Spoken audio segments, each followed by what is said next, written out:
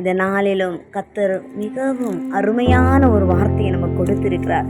சங்கீதம் 126 5வது வசனம். கண்ணீரோടെ விதைக்கிறவர்கள் கம்பீரத்தோடே அறுப்பார்கள். ஹல்லேலூயா.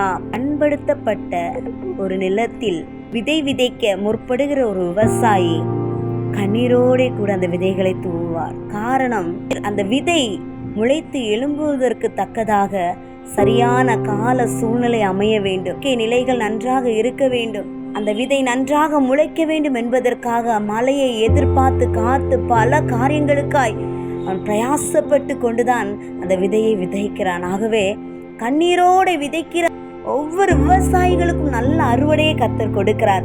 இந்த நாளிலே அநேக காரியங்களை கர்த்தருக்காய் செயல்படுத்த அநேக நன்மைகள் செய்த உங்களை கர்த்தர் பார்க்கிறார். இந்த பிரயாசத்திற்கு உங்களுக்கு நல்ல அறுவடை இருக்கிறது, நல்ல பலனை கர்த்தர் வைத்திருக்கிறார்.